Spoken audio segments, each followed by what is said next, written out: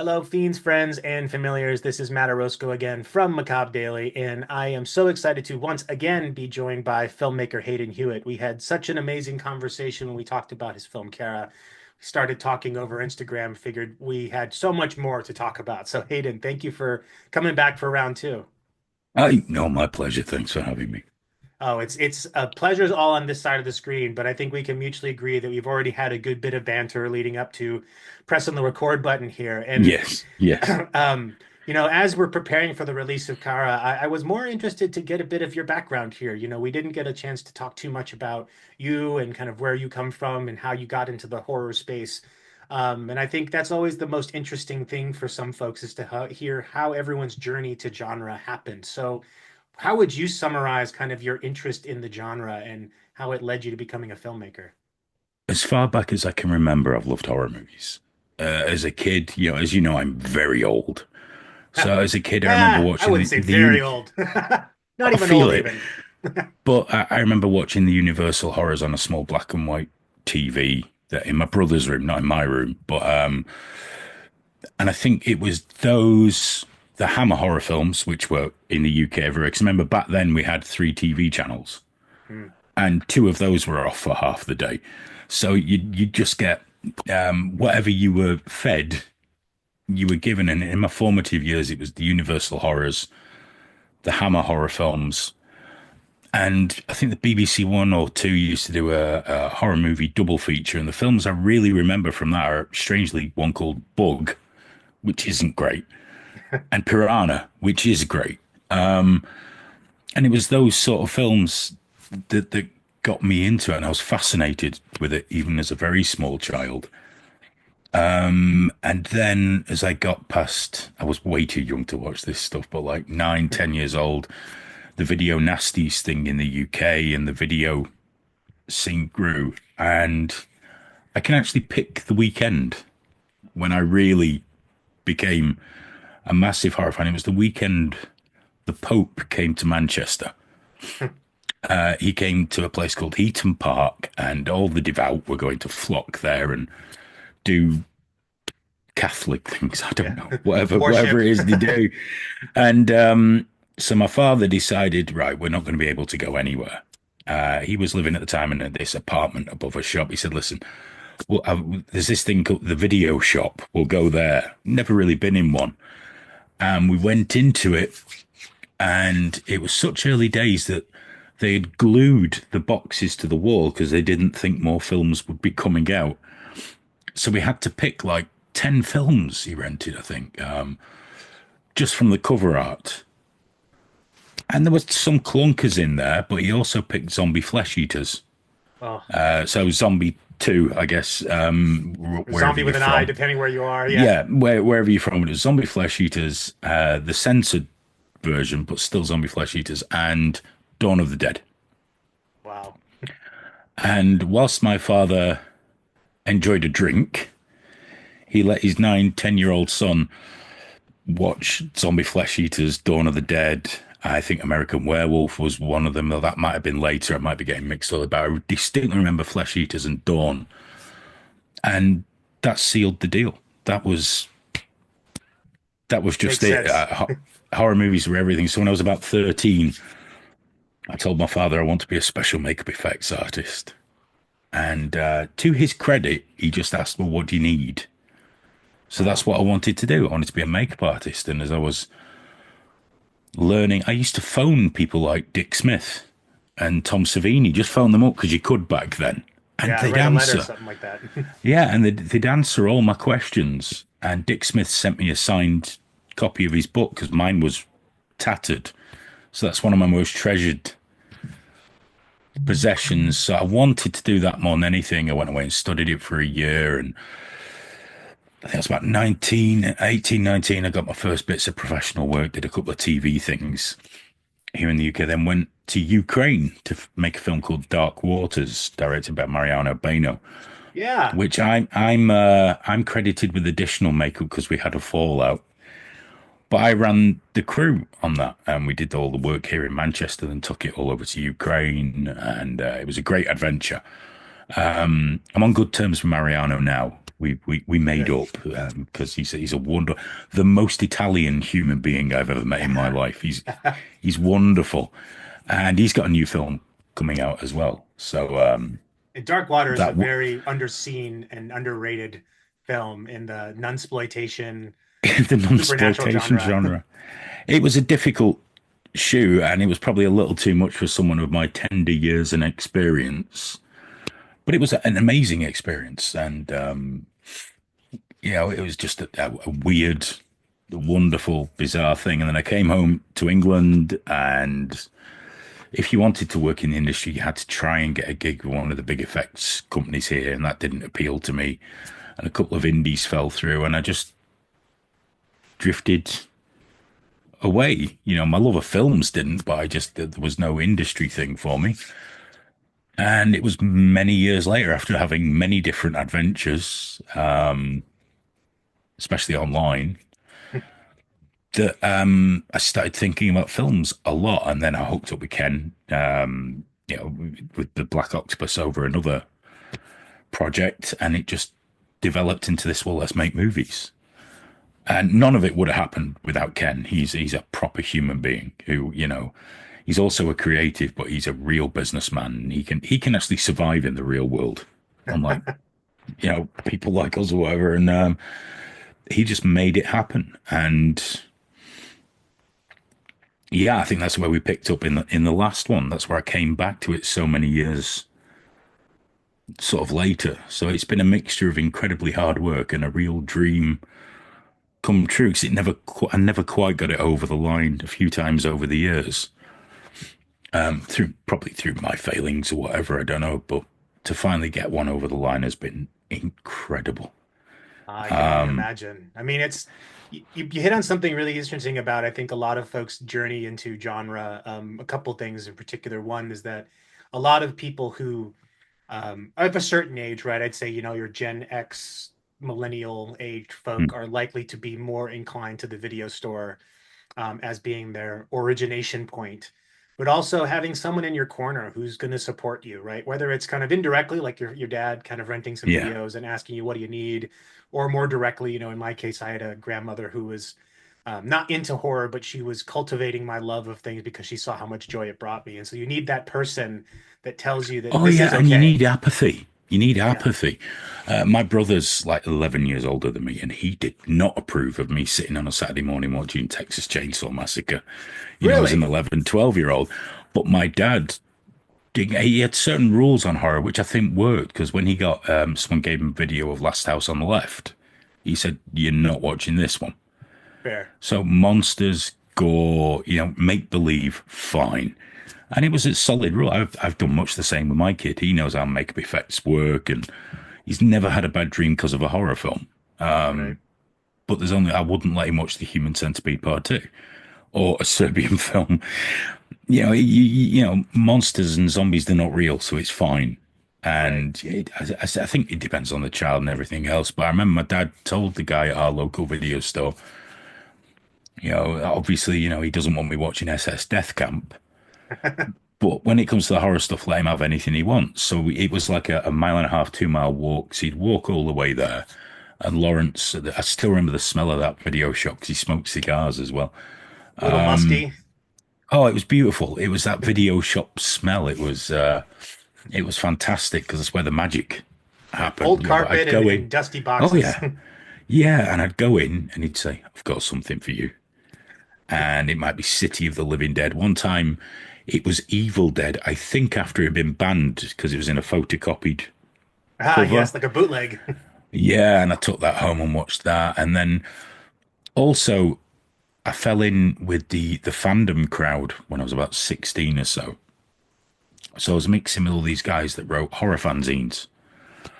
And a lot of them had come to Manchester on a Saturday. There was a shop in the place called the Corn Exchange, which became far less cool after the IRA bomb. But before it was a real indie place. You had comic shops. You could buy samurai swords, Wow. war memorabilia and all these different things. And they'd go and drop all the fanzines off there. So this Steve Ellison's famous music, a movie store, I think it was called.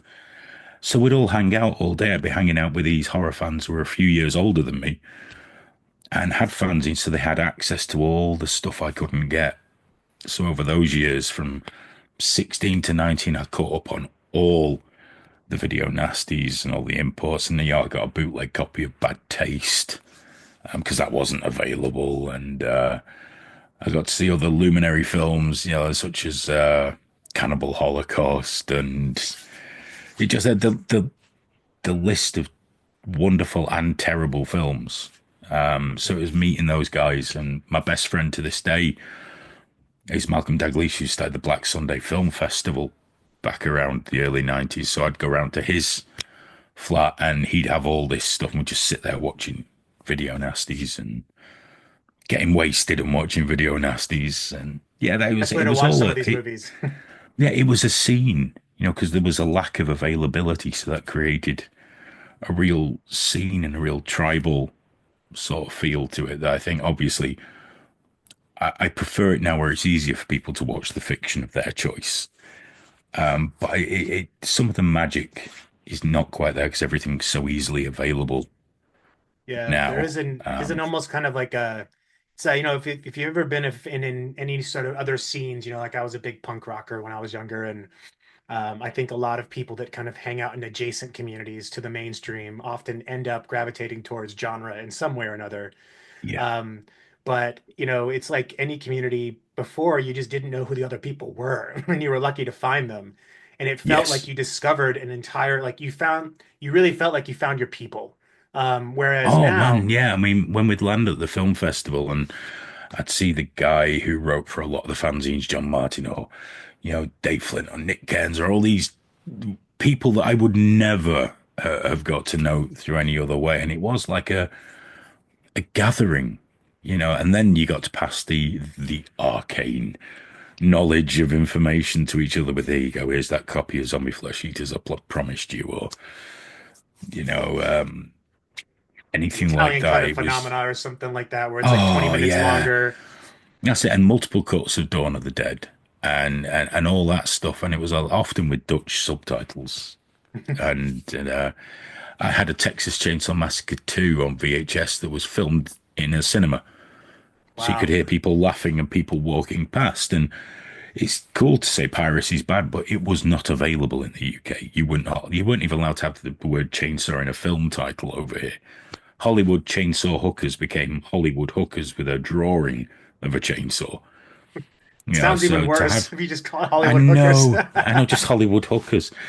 Um, I don't know why that one sticks in my head. That was a terrible film, but it sticks in my head anyway. But yes, owning this stuff and being a part of something always felt special.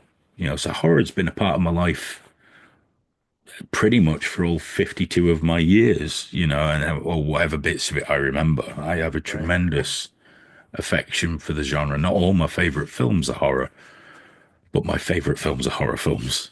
Right. And I mean, I think as you fans of cinema in general will obviously have favorite, a genre they tend to prefer, but Mm. at the same time, you can take an appreciation of all different facets of film, and see Yeah, how they yeah, of apply. course. I mean, even just taking Cara as an example, it is imbued with sensibilities that come from the growth that the genre has seen. This kind of idea of mental health being infused and the juxtaposition of, Kara's psychosis alongside the reality of life. Like these are things that were toyed with a little bit in, prior decades, but have now become almost kind of fully illustrated. And so Yeah, I think there's, the evolution is what keeps it interesting. And I do agree the internet has made the access easier, but it also has made it diminished, I think, some of the specialness. And it's more of yeah, it's something that I think as, if you've been a fan of something for a certain period of time, you unfortunately will become a little jaded, because you somehow feel that you've earned the right to something that other people haven't yet. But the truth is, we're all just growing up in our own context. yeah. I Um, mean, I watched this through my son. I'm very lucky. He's 12.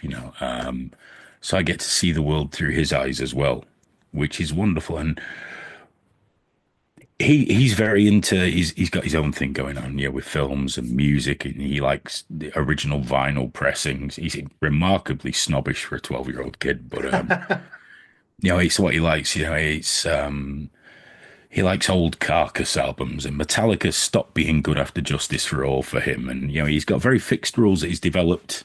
I've tried At not 12 to too. force. I know, but I've tried not to force my feelings onto him in that. But obviously, he's going to be into metal because that's what I always have on. And but watching, having the availability of everything does obviously diminish not only the value of it financially, but also the value of how special something is. Yeah. And even films like Hollywood Chainsaw Massacres or God Help Us Violent Shit from Andreas Schnaas, whatever, there's still a value. There's still, someone made this. Someone got this over the line and got it made. And now everything's very disposable. I mean, if you talk to a distributor about their ideal film, it's one where everything happens in the first 10 seconds so that nobody turns off. Wow. And it is. They make no bones about it. Now, they don't tell you to make films like that 'cause that'd be pretty pointless, but that's the ideal film. One where people will press play on Amazon or Netflix. And if nothing's happening immediately, piff. That's why so many films start with a small bang. Yeah, cold open or something that just kind of throws you off. Yeah, I love the idea of writing things where you just start at the beginning of a story and go, but people don't. And you have to take these things into consideration. But I mean, with Cara, the pacing of Cara does not fit with the modern But it streaming works in model service of the terribly well. story. I think Yeah, well, it's all that's about the story. It's telling yeah. stories, and if you want to go and spend $400,000 on your feature film, great. You've got to follow some rules. But if you can keep the budget down, you get more control because Right. there's less panic about the return. You can probably get a return on a lower budget one over time. Whereas if you creep over a certain amount, you start getting into the pressure territory of maybe I do need to do things to make people watch it. And that does lead us to a certain blandness Hmm. that's necessary to make a return on the funds. I have to be careful how I talk about this. I don't want to come across like some kind of cork sniffer of many films are very bland compared to my masterpiece. But I just had a certain freedom because of the low budget that I might not have had if Cara had cost 1 million or 2 million. What you're saying isn't totally unreasonable. I mean, there's an element here of if you watch streaming service, films that end up on a net like, or let's just take like Netflix to, take the piss out of them for a moment, about let's their original productions. They tend to follow a very similar path, and Netflix Mm. themselves have even admitted that they're developing what's called second screen content, which is this notion that people are going to be looking at their phones while watching whatever they're watching. So you can't have too much, the content that they're watching can't be too demanding of their attention so I that they'll know, and miss out. isn't that fucking horrible? It is. It's, And I read that and I died inside just a little bit because it horrified me. That no, make the film simple so people can look at Instagram. It's like, well, why don't they just put the phone away? yeah, I mean, I turn my phone upside down and I put it on silent so that I can't be bothered. But I think there is an element here of, the commoditization of entertainment has been in building for decades. It's not like this is a new thing, but I think Oh we've yeah, reached a now peak distribution. people are making content. Yes, Not everyone, obviously. I mean, there's standouts all over the place. There's people working on indie movies that just love what they do, but the big guys want content. And it breaks my heart a little when I hear filmmakers referring to themselves as content creators. mm, It's like, dude, you're not a content creator, you're an artist. Content creator, there's nothing wrong with it, but that's doing things 3 times a day on TikTok or YouTube to build your profile, whatever it is, reaction videos, cooking videos, whatever it might be. But a film isn't content. It's a concept. It's made with absolute love for what you do. Otherwise, it'd be a really shit job because you can make a lot more money in many other industries. totally.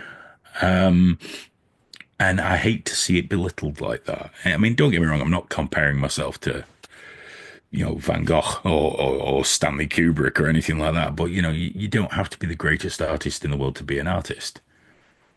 And I think filmmakers are artists. I think we're cheapening a lot of those guys as well. And with reviews now, the reviews that get the clicks are invariably the ones that are very aggressive. Yeah. So It's difficult there's because a it's massive growth in that, and I don't worry too much about. I think even today, someone called my film mid. So okay, but I don't know how they watched it. I don't imagine they got press credentials, but it's mid. Oh, well, yeah, that's not really much of a review, dude. But okay, it's your call. But some are like really, really brutal. But they're the ones that make me chuckle because I come from the days of the online world where that's just hilarious and right. it's fine. But it does seem, it's one extreme or another, and we're in a culture everything's so disposable.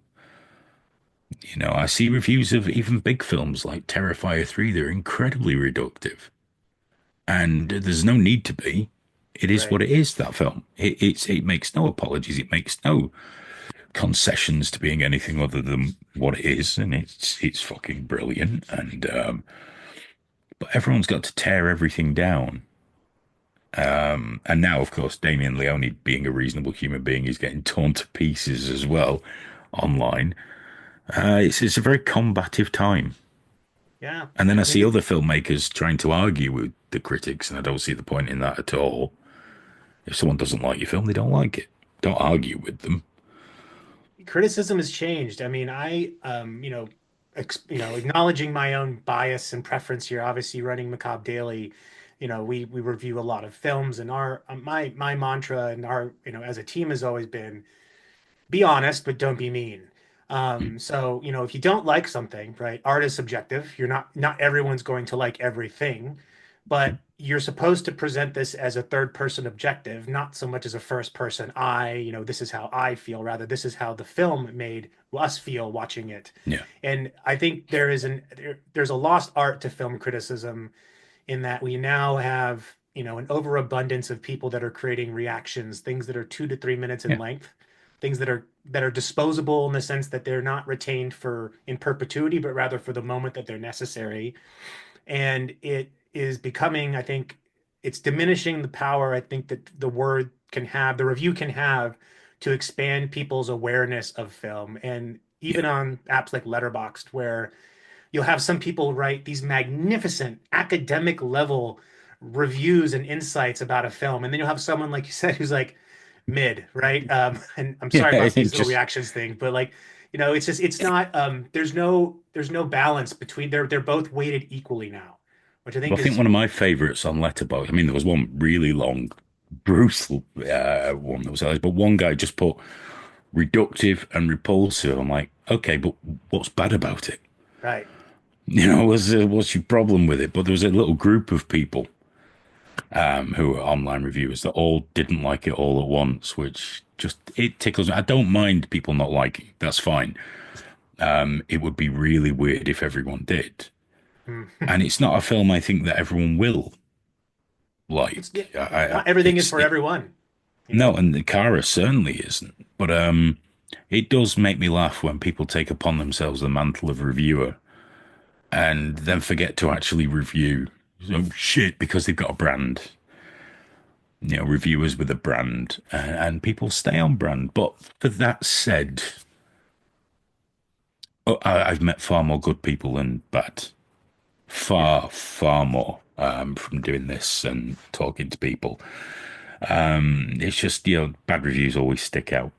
yeah, Always stick out because, sometimes they're just like, man, what did I do to your family that you hate me this way? And other ones, you don't quite understand what they've said because they've seen the film in a way that you don't get. yeah. But you have to take that on board as well. And I'm certainly not about to sit there and try and correct them. That seems like the worst investment of time ever. Yeah, I mean, it's almost like I mean, you've been in the online community long enough to know that arguing online is as about as productive as fighting with a wall.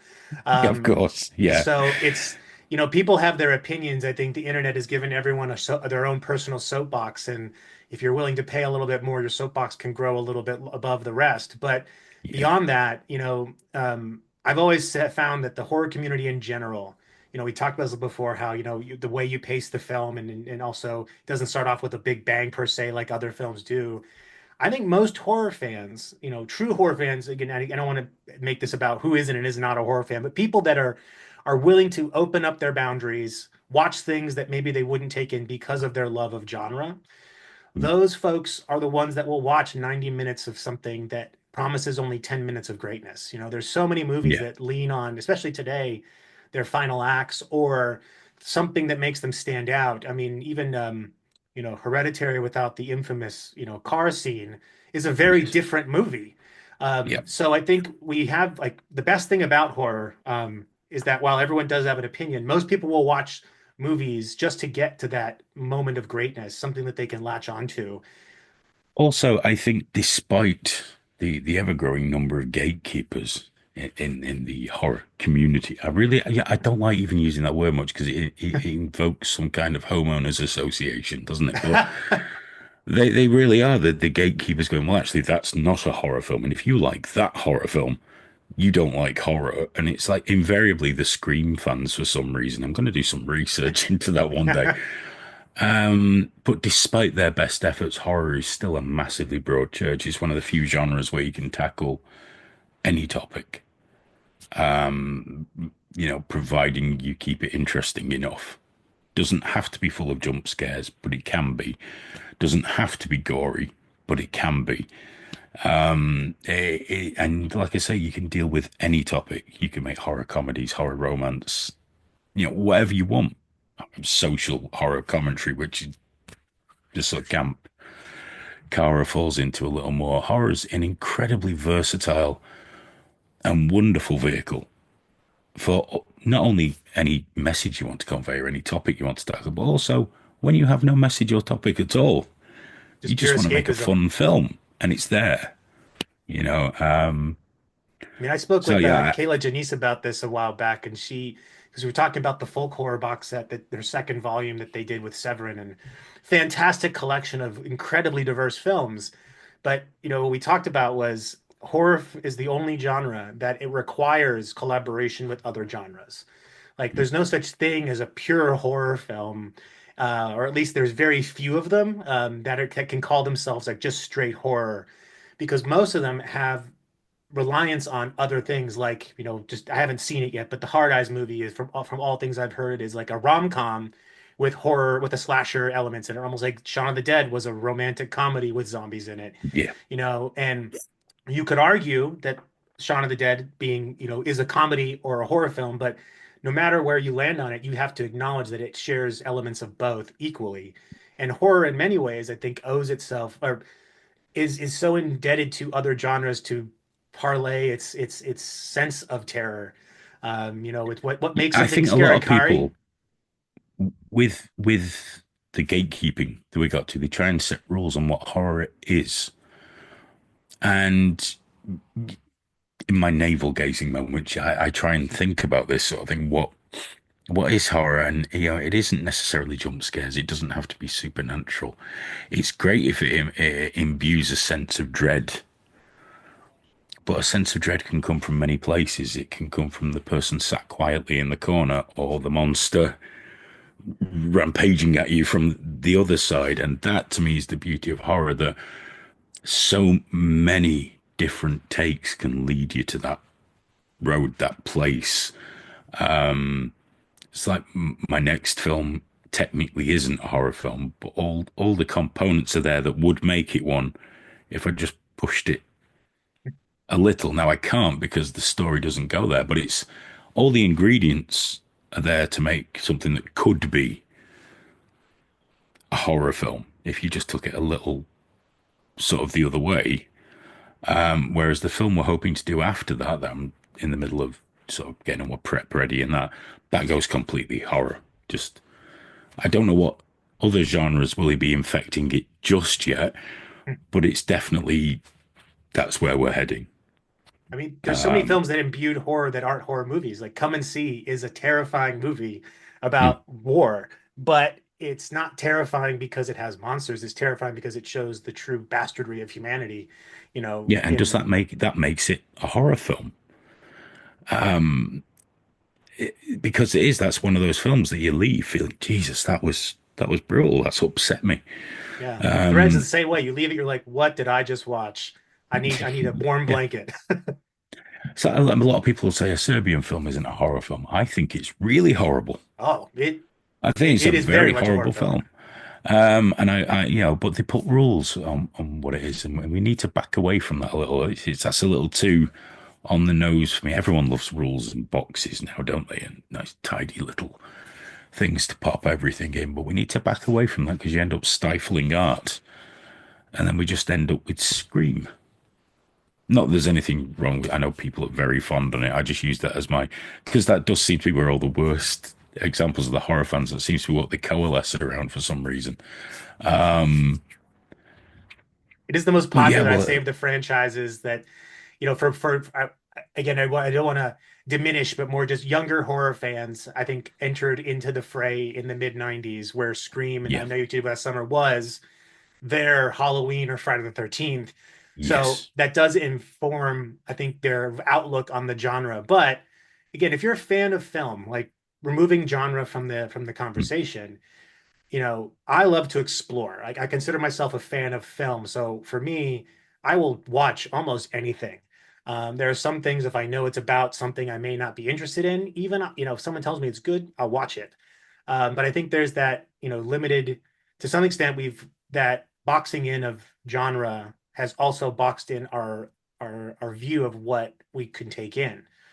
mm, And that's why we, on our site at least, there's a lot we cover a lot of horror, but we also cover things that are adjacent to it, like the Western, where yeah. it does have horror influence, but it may not be a horror movie. And I think that's what makes, I don't know, film in general so Any siege fascinating, movie can be a horror movie. right? Any because most zombie films are siege movies, so it can work both ways. Yeah, you've got to be just. I can watch, for example, Hook by Spielberg. You know, not a fan of the story, but I can watch that just for the staging and the blocking and the perfection in the filmmaking. Oh yeah, the aesthetic And of the film is captivating. it's amazing, and his blocking is he really is an absolute master. Which I know everyone says Spielberg's the best, but a lot of people turn their noses up at him because they don't like his films. But if you in any way want to be a filmmaker, you have to watch his films. You have to. You may never emulate it. Lord knows I'm not even the pimple on his ass, but even simple things, that's where you learn. You have to reach outside. Otherwise, all you'll ever create is the same as everybody else. And that's where you end up with the Netflix look. Yeah. Because I do think there is a look to a Oh, lot of for Netflix sure. productions, and I'm not a huge fan of it. I'm sure it's great. I'm sure it works for them, and I'm sure if they paid me enough money, I'd use it. But I'm not a fan of it, and we end up with generic content, and that's another reason I really like Damien Leone is that he came in and gave everything a kick up the arse. Oh, for sure. He showed that independent films can not only make a profit, but don't need to get rated to be seen. Yeah, and didn't have to have an overarching message. Didn't have to appease anyone or appeal to anyone. And it just they are. Here's that film I wanted to make, and it was a real shot in the arm. And I can't wait to see what he does. I'm more excited for what he does after he's finished with Art the Clown now to see where he goes. Because I think that will be absolutely fascinating because he's a very talented filmmaker outside of how cool Terrifier is. I think he's a brilliant filmmaker, a genuine auteur, 'cause he does everything on his films. And I'm really excited to see where he goes once he's done with the Clown franchise. I mean, obviously, I will watch the next one, but I'm fascinated to see where he goes. I mean, and even not being the biggest Terrifier fan, will still go and see each new entry because I feel Oh as yeah, if, I don't buy the merch and fly the flag. I enjoy them; they're fun. But he does deeply impress me as a filmmaker. right. But in no way do I think these films are bad. I think that, like I say, the huge fun. That's what I go into expect. I go in thinking, right, I'm going to watch this guy do terrible things to people now, and I love the faces he pulls, and I love I enjoy it. It's great. I think the first and the third have been my favorites out of the series so far. But yeah, I'm very interested to see where the lore goes with it. How much of That's that was there at the beginning, I'm not sure, but it'll be fun to see how it develops. I think that's his biggest weakness. If I had to give him some notes, it would be find someone who really wants to build the story here because it is mostly just set pieces, but at the same time, going into I don't think any I appreciate the people that go into a Terrifier film trying to examine it under the lens of academia or a kind Mm. of theory. But at the same time, I think that that might be, overcooking the steak a little bit because Yeah. I don't think the intent is ever to make these deep meaning films, but instead to make them just a, a B-roll of just all of the best kills you never got to see before Yeah, with and I a think really what he's enthusiastic done, character. yeah, I think he's developing sort of the story around that. He's going about it the right way. He's just filling in, obviously is it's like right, Terrifier 1 was just what it was. So part two is like, right, okay, I've got to explain a little bit here now. Well, I'll just do this, that's cool. Yeah, there we go. And for three, he's had to expand on that. So you can have these set pieces without it becoming totally stale and dull, just, one murder set piece after another. So I get it, and I think he's rocking it. I am actually interested to know what the origins of this, Art the Clown are now. If he didn't explain it in the next one, I'd also be totally fine. Yeah. But if he does, I'm very interested to know what it is. I've enjoyed just like I say, watching it develop and watching the fandom around it develop's been really interesting. Where people do talk a lot about things behind it, and I can't speak for Damien, but I do know sometimes people will tell you things about your film, and you'll be thinking, "No, I didn't intend that at all." I, Oh, for sure. but if it sounds really good, you go, "Yes, I meant to do that." Yes. Right. Yeah. Perfect reading. You totally picked up when I was laying down. Um, Yeah, yeah. Someone asked but me, a friend of mine, the scene in Cara where we're closing in on her and she's been on cameo at the very beginning of the film, and the pictures are slightly askew on the wall. And he broke it down like, it was film student days, and I can see the shadow like that. So I was saying, were they indicative of the state of her mind? And I went, oh yes. They weren't. We just put the pictures up crooked, dude. That's because we had like 10 minutes to make the set, but people will fill in a lot of gaps, which kind of is what I went with Cara was to leave lots of things for people to come to their own conclusions on rather than give them a complete hand-holding experience. I mean, there's But I precedent love for it. this. I mean, Yeah. Kubrick was infamous about Kubrick and Hitchcock were infamously detailed, to the extent that there is meaning in those symbols, but at the same time, it's not always the case. Yeah, and Um, also I'm not going to tell you. That's right. the other thing. There are things in there that I just won't explain. I never do because when I do get to talk to people about the film, I love it when they tell me. It's one of my favorite things because it means genuinely they've got invested in your film. And it's also nice, I think we touched on last time, when people will say, well, what happens to that character next? And you've got two choices. You can either be honest and say, I don't know, or you can make something up for them there. And there is a third choice, which is you decide. Yeah. What do you You, think? you, you tell me. You tell me because your guess is probably as good as mine because I'm not planning on a sequel. So, I mean, it's yeah. almost like what is it? David Lynch, rest in peace. He Mm. said he was asked in an interview, or he said I think he said something to the effect of "Eraserhead is my most spiritual film." And the interviewer asked him to expand upon that, and he said no. I Yeah, think yeah, that's yeah. I it. love that. I was just like, nope, nope. And he was So famous for never explaining his films, which do require a lot of people to bring their own interpretation to them. oh, Um, Eraserhead, it's essential because if you just try and watch that like you watch Transformers, you're not going to know what the. But I get caught out by films like this. That film I really like is The Lighthouse. mhm. I enjoy. I had a great experience watching. Well, obviously Willem Dafoe chewing up the scene, Robert Pattinson being brilliant. The cinematography was beautiful, and at the end of it, I felt really stupid because I've got no idea what I've just watched. So I thought, oh God, I can't even figure it out. So I went to read some interviews with Robert Eggers, and he was like, well, I don't know. And I thought, I feel a bit better now. And somewhere he explained it. I'm like, you just made that up now. You just made that up now. But I love that part of it where it's just like a stream of consciousness. You know, Eraserhead is a classic example of that. You can watch that 20 times, have 20 different ideas about what it all means, and be wrong 30 times. Right. You know, Because your state of it's mind and your experiences dictate what some of those more ambiguous movies mean. I think yes. Eraserhead's his best example of that. I mean, his others are just more like exercises in art over cinema. I've But got to admit, my favorite film of his is probably Wild at Heart. So, and I you probably know, his most is I mean, it's next to Elephant Man, probably his most straight narrative Elephant film. Man's too upsetting. Elephant Man's too upsetting. And It's very well done. That's why, that's it's why. beautifully done. But Wild at Heart is like, it's like when I talk to people about film, they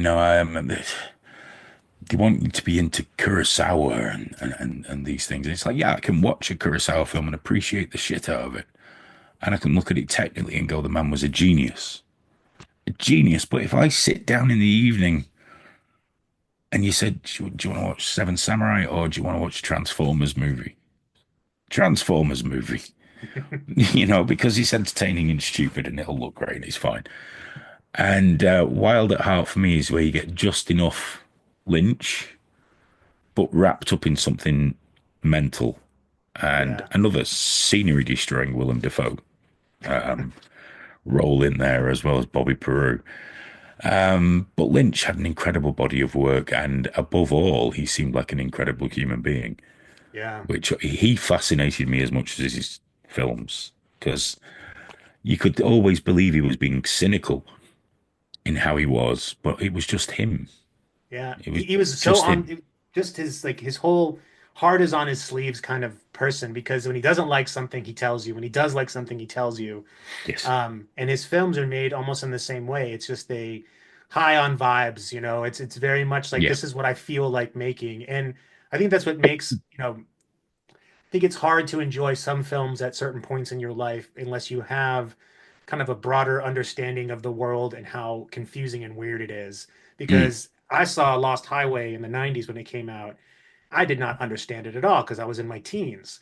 Watching it 3 months ago, I had a totally different reading on it. I still don't know what it's about, but I know that I enjoyed watching it a lot more Yeah. as an older film fan than a younger one. I think Um, we all have to accept at some point it's like you're going to watch things and not understand them. And you're going to have to live with that. It's just, let's say The Lighthouse. Adored watching that. No clue. I mean, I know roughly what it's about, I think. These couple of guys at the lighthouse, but now I'm not even sure one of them was actually there. And, a lot of it's like, I even did that with Human Centipede too. When I spoke to Tom Six about it, I said, I think it's all a fantasy. I think it's all a fantasy. And Tom went, all right. I said it hey, to Lawrence Harvey, and he went, well, that's because you're an idiot. Which, is quite harsh. But yeah, having your own take on a film, not letting other people tell you. Sometimes that's because it's just art, and how you interpret it with art is what matters, not how you're yeah, told to think about it or anything. That's why I don't like things that are too neat in explaining everything a lot of the time. Um, but I also like them to work on different levels. That's probably why I'm a huge Romero fan. He would always have very broad messages in his films, but you didn't need to pay attention to it.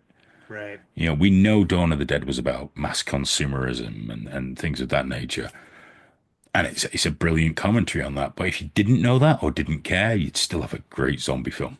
Oh yeah, because your And reading's that to different. me, But it's just entertainment versus your reading of it changes as you get older. You're like, oh, I see what he's doing, and yeah. And it's how it you only makes beat it people better. over the head with it. I don't like preaching very much, but I do like pointing. Yeah, Going look over there, and that's the approach I prefer. Rather than going, I'm going to deal with this topic. I'm going to tell you how I feel about this topic, and I'm going to tell you how you should feel about this topic. And there are some things you just have to do that with, but there are others where you can leave it far more vague and observational, and let people who watch the film make their mind up. and decide how they feel about it rather than me having to signpost it Right. everywhere. Or, everyone going listening to one critic who decides they've got the definitive read on it, which is another thing I enjoy when you read reviews, how critics feel about certain parts and what works and doesn't for them and what their explanation for some things are. There's a couple of things in the film that nobody's picked up on yet, which I find interesting, but we'll Huh. see.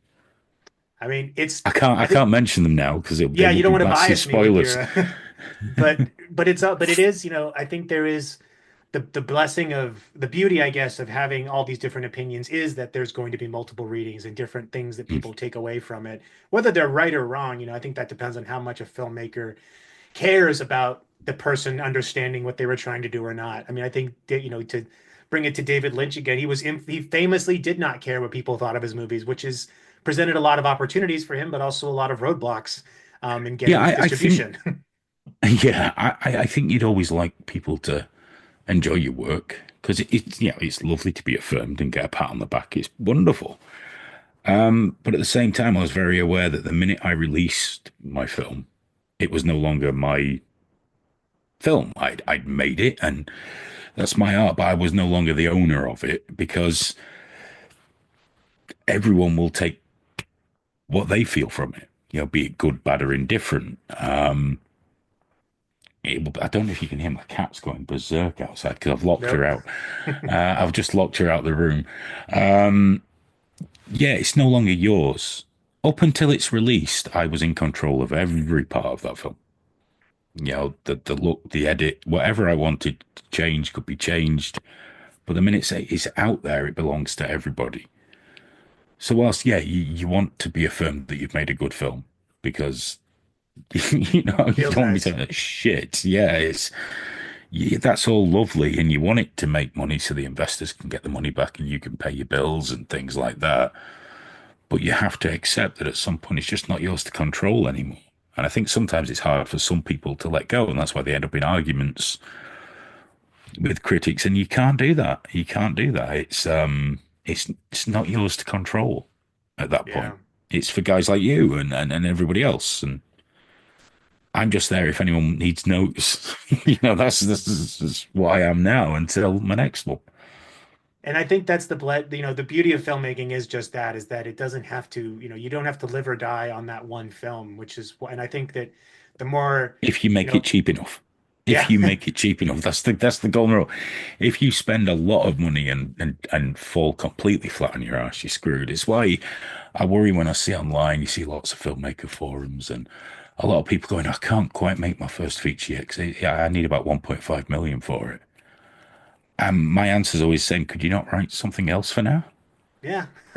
Let's How many let's go in locations do you have? low. Make it one, Yeah, let's go in low. Make something small and beautiful. And it's like with short films. On the Uncle Jack short that we're never going to release now, we spent more than we did on any other short. But then I find out that some people are raising money through the BFI and they're spending 30, 40, 50, 60,000 pounds on short films that go nowhere and can never recoup the money. And I'm thinking, no, that's not what it should be about.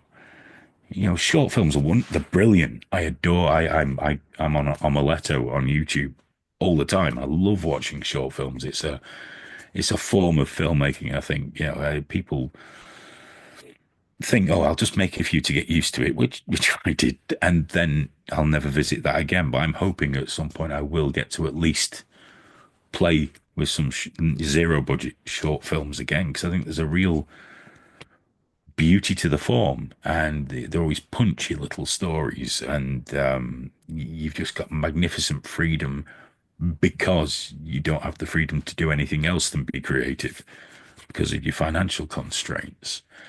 But people need to, I don't know, it's just strange. We live in a time where quality of cameras has been democratized oh, for sure. hugely. Massive. I'm not one of those guys that go and make it on your phone because you will or you won't. But even if you spend a few grand, you can get an amazing cinema rig, or you can rent an amazing cinema rig for peanuts compared to what you used to. So people are creating new obstacles And no to film, not right? do You it. don't have to buy film. You don't have to process it. No, Like there's the just none of first film that. I tried to get made, which would have been God, 1990, 91. It was a zombie film. Oh, I wish I'd made it. I mean, it would have sucked, but I wish I'd made it. But that was going to be shot on film, and we raised most of the funds. But because of the budget, we were on like a 1-to-1 or 2-to-1 shot ratio, meaning if you didn't get it, you were never getting it. Yep, yep. And then the funding fell through because there was a stock market thing in the early 90s, and the guy that was backing us suddenly panicked and had to sell a couple of Aston Martins and things, and that didn't happen. In hindsight, probably for the best, because I don't think I'd have been a. It means that I think I am a very good film director now, but I wouldn't have been very good at all as a younger man, I don't think. Ever thought about To what reviving it? No, God, no, not that one, because I found the script about 2 years ago, and it is terrible. It's shockingly bad. Yeah, it was one of those. I've never. It looked like someone had fed me a lemon when I read it, but that was me at 18 when I wrote it. So I like that part of it, but good Lord, no, I never make that. I would love to make a zombie film, but sadly, the one I want to make probably wouldn't be very popular. So The zombie genre has taken a bit of a hiatus after the explosion of The Walking Dead. So I think that, and I haven't seen it yet, but supposedly the film Mads that is now on Shudder and was like a single take kind of zombie adjacent film, supposedly quite good. So I think there's plenty of room Well, to. yeah, I think the problem with mine is that have you ever seen Threads? Don't know if you'd Oh have yeah, seen Thread. oh Yeah, yeah, okay. It's that with zombies, and like that's like documentary style, the same kind of. that's the closest I've ever come to a log line. Check me out. Um, I'm terrible at those usually because I have that British thing of putting yourself down a little and playing A it little down, self-deprecation. Yeah. combined with word bloat that I suffer from terribly. So yeah, but yeah, that's the sort of zombie film I'd like to make because the most fascinating part for me in any zombie film is the breakdown of society. That's the bit I love. Yeah. The rest after is just exciting siege stuff. And it has to be that because there's nowhere else it can go. Like The Walking Dead, the first season was a triumph. And after that, it was just progressively more and more a siege movie, but played out over many, many weeks. And I know I've been to Florida. I know it's a big place, but I didn't to Florida, the South. And I didn't know it takes 8 years to walk across it. I Yeah. didn't know it was that bad. That was just Atlanta, Georgia. Such a big place. I thought they might have got across it in a couple of years, but what do I know? But yeah, that's the zombie, one of the zombie films I'd love to make. It's a genre I adore the zombie genre, but I'd have to be sure I was bringing something interesting to it. I mean, Threads is such a unique Otherwise, film in that regard because you can watch a bunch of movies about the end of the world, but very few of them will take such a grounded approach to seeing how it actually affects daily life. that's the sort of British cinema I love as well. Like that dark, realistic. I mean, there's films that aren't horror films, like this film called Kes, which is based on a reasonably famous book. Dead Man's Shoes from Shane Meadows is one. It's very low budget. Paddy Considine. It's stunning and bleak and funny and just real and unreal all at the same time. There's a certain type of British cinema that's there's certain things we do quite well over here, and that's the small, gritty type movies. They're what really seem to work.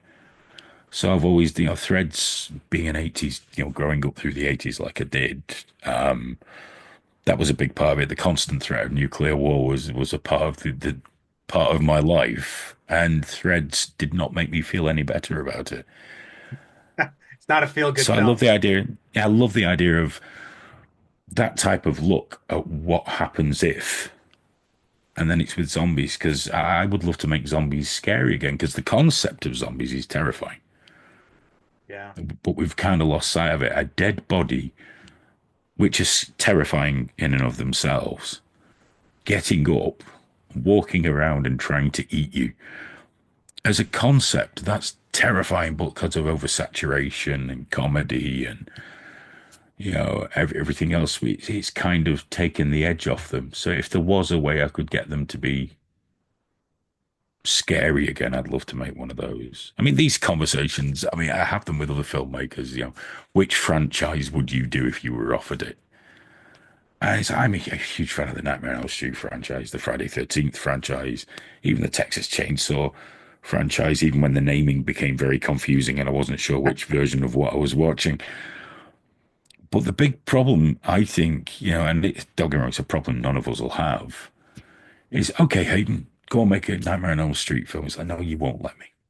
You would not let me do what I want to do with Nightmare on Elm Street. Not in a million years, because It's too much you'd be baggage. terrified I'd kill the franchise. Yeah. Because, I know what Freddy Krueger really was originally. I know Friday 13th I couldn't do because I don't know what else I could do with it. I don't know what else I could do with it. I'd love to watch another one Yeah. I because I mean, I enjoy think the End watching of them. Violent Nature is probably the closest thing to a Friday the 13th movie we've gotten since Jason versus Yeah, Freddy. So, there was so much walking though. yeah, it's So much walking. not a perfect film. I mean, I do know people that love it to pieces. For Yeah, me, very much.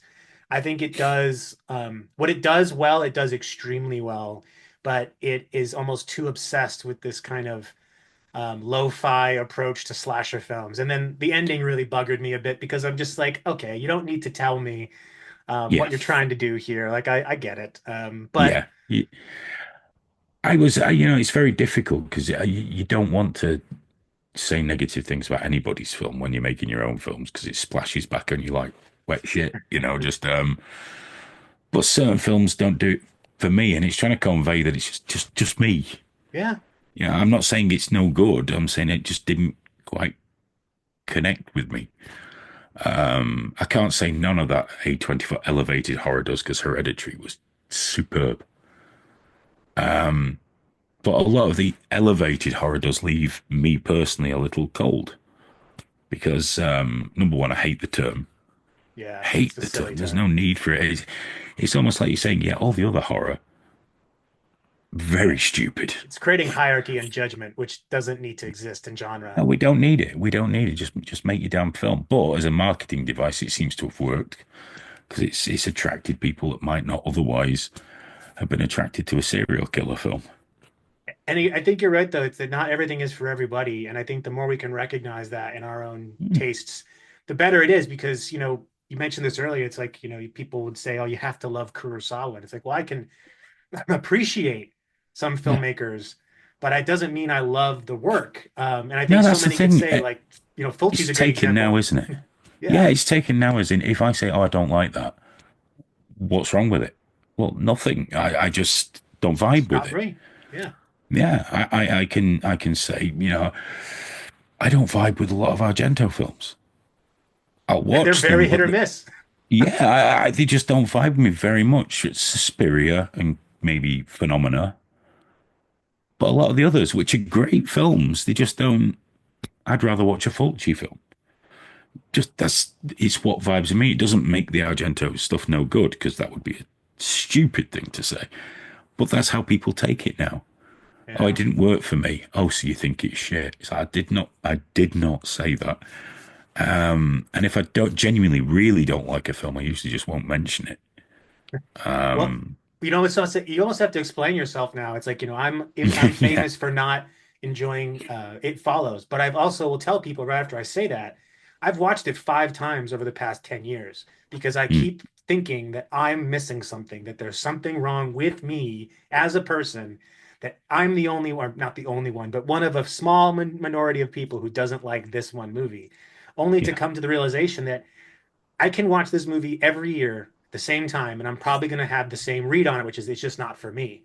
But I can Yeah. appreciate the artistic merit, and I can appreciate that some scenes, parts of it work extremely well. But I think we've created this environment where constructive criticism is taken as just criticism Yeah. rather As an than this is my attack. opinion. But isn't it weird when it comes to art we do that? But if I say I don't really like anchovies, nobody says, oh, so you're saying anchovies are shit now. Nobody does that to you. They just go, It's all right, true. well, don't have any anchovies.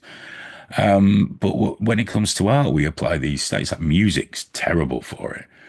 Oh, I don't like that. and all of a sudden we've got a battle. And Right. I don't want an argument. I just don't like it. You cannot argue me into liking something any more than I could argue you into not liking something. It doesn't matter what I explain. If something connects with us and touches us, then we love it. Yeah. And that's how, and there'll always be that middle ground where apparently I live now, which is mid. Um, but yeah, but there's just too much in not accepting that we don't all like anchovies. And that's okay. And I think that there's, the voluminous amounts of content we have now allow us to be choosy and Hmm. say that I don't need to dedicate time to this. I know it's not going to be for me if it's something like, if I don't like this filmmaker and I have net and something about them or their work just doesn't resonate with me, I can save myself that time and go watch something different that I will enjoy or maybe get something different out of. But I think some of this comes with age and maturity and just coming to a point where Yeah. you're like, I am confident in my likes and dislikes.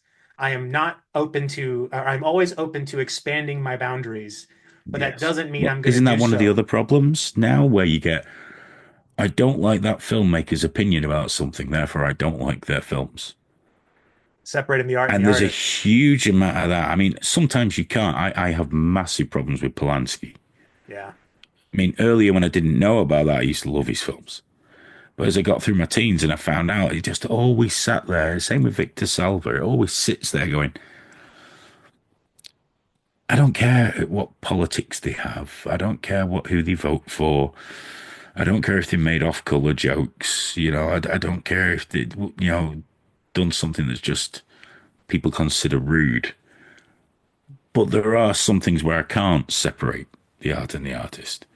It doesn't make Chinatown bad. It doesn't make the Fearless Vampire Killers any more amazing. But every time I think of Roman Polanski, I think, child molester. Yeah. But it seems we've expanded from that. No, these are genuinely terrible human beings that do terrible things to people that have damaged lives irreparably through to, I think he might have voted for Trump. All Yeah. his films are shit now. And we need to, it's so childish and reactionary how we deal with stuff. It's like the whole planet has turned into a 14-year-old because It's that's when there's you should be enjoying that type of thing. a good example of a filmmaker who I think creates that environment is Craig Zahler. In that he's, if you read into his personal politics and things of that nature, one could walk away with the impression of the person that's not very, that if you don't agree with his kind of politics or that you're not going to be a fan of his films. And it does show up, in his films, but I think to some extent, if you're if you're willing to acknowledge that you don't have to like the person, but you can respect the art form and what comes from it, there are things to enjoy. So Dragged Across Concrete, not my favorite film by him by a long shot, definitely feels like it's mostly infused with his point of view. But Hmm. Cell Block, Brawl in Cell Block 99, or I think I might be getting the number wrong. The one with Vince Vaughn is an absolute Oh, masterpiece of that's a exploitation filmmaking. storming film. That's a Yeah, stormy. So it doesn't get nearly enough love. That man, I think a lot of Vince Vaughn films are just singled out for this is crap before I've seen it, which is a yeah. shame because he was brilliant in that. I love that film. I've watched that several times now. Because it's just pure grindhouse entertainment. It's Of not course it trying to is. tell a story. I mean, it's basically a video game. It's like Yeah. Donkey Kong, except, Mario is played by Vince Vaughn and the bosses are all these different people on these different cell blocks. He's Oh yeah. literally beating his Well, way through. yeah. He's working his way through the boss levels, and it's exactly what it needs to be. That film. Exactly what it needs to be. It also apparently gave Don Johnson a whole new career as well, judging by his latest things. But it's a lovely film, and it's so simple. Bad guy does bad things, but he's not as bad as the bad guys. Yeah. So we're going to support the bad guy. Everyone loves an anti-hero, And and and and again, it's like one of those things where if I were to think about the person that made it, then I'd be like, oh, well, maybe I don't like this because of that. But at the same time, I'm to disregarding the fact that that person's influence on this film doesn't show up in a way that should cause me to react that way. It's not like they're beating me over the it's an head with their ideas. irrelevance. It's an irrelevance, but people, yeah, everything's tribal now, isn't it? Everything's very much Like I about hate which James team you Woods, support. still watch the vampire, still watch John Carpenter's vampires. I Doesn't don't change a thing. it's funny. I might not. Most of his politics don't jive terribly well with mine, but I love reading him because he's such a cranky old man that it's beautiful. Because it depends how you take things. Yeah, Oh I yeah, he he's does out sound there. like a on the porch He's kind of on with his his. lawn, yeah, shaking his fist at the kids, and but yeah, it doesn't stop me watching Videodrome and thinking it's a nailed on classic, or Vampires, which again, I adore that film. Adore that film. It's a western with it's John Carpenter doing a western with vampires. It's Yeah, and Assault on Precinct 13 with vampires. James Wood's playing a very, very, very hard guy to like, Yeah, I mean but doing it the so well. Padre. I mean Yeah. he's chewing up every piece of scenery he can in that Oh movie. yeah, and rightly so. That it's just such a shame because that's the budget range we're losing. That sort of Yeah, like five to 5 to 10. 25 million because of the death of physical that we're missing out on what used to be it used to be the engine room of the industry. That's what allowed the tent poles to happen. Now the studios are hedging the bets on the next franchise movie at 150, $200 million When all because the for signs some point to reason, that not being the best route to go. I mean, if you look at the no, but most it's successful amazing films, that $200 million on a film that's going to streaming in 2 weeks is seen as less of a risk than $15 million. And even with extreme man math, I can't make that work. I just, no matter how hard I try, and I still can't figure out how the streaming works for those massive movies at all. It seems like we've confused amount of watchers with money earned.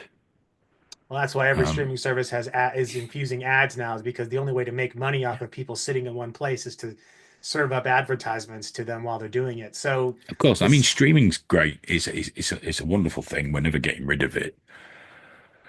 But I wish we hadn't been so quick to move away from DVD and Blu-ray. I mean, theatrical would be great, but that's so expensive. You've got to have something quite commercial these days, or lightning in a bottle like Terrifier to work. We're not set up anymore for small indie cinemas playing indie movies, and just rolling around a few spools of film around the country and sending a can out to somebody else. But I do so physical's miss physical still media. alive. I mean, I think there is it's not as ubiquitous, that's for sure. And I think Hmm. there is a lot of folks that are making the decision to opt for streaming and digital as opposed to physical. But at the same time, I grew up in the video store era. I always wanted my own video store, and I've tried to cultivate that in my room. You can't see them, but I've got two other massive Billy bookshelves over here, and the closet's full of them.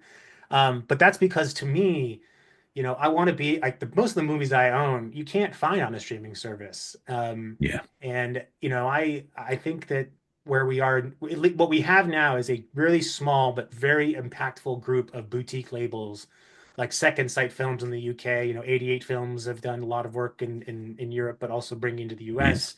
Got Scream Factory. my friend Liam Regan, who made E.T. Miss Campbell and My Bloody Banjo. He's got his own sort of. Yeah, no.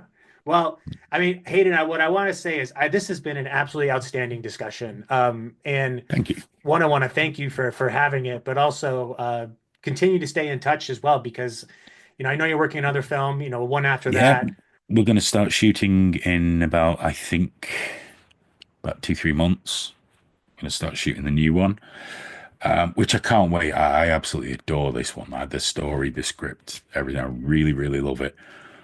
And then hopefully a few months after that, the next. Fingers crossed, all being well, if it goes Uh, according to plan. But yeah, I'm always on Instagram or having arguments about shit I can't change on Twitter. So I'm definitely not going to. But yeah, it's been a pleasure. I've really enjoyed it, dude. Thank you. Yeah, same here, Hayden. And again, we'll get this out so everyone can see it after Cara's come out. But if you are watching this, you will likely be watching this once Cara is out there in the wild. So please find it on your favorite streaming service. Give it the $3.99, the £3 99 pence, whatever it is it's going to cost. Support independent film. And Hayden, can't wait to see the next film you're working on in the coming months. Thank you very much.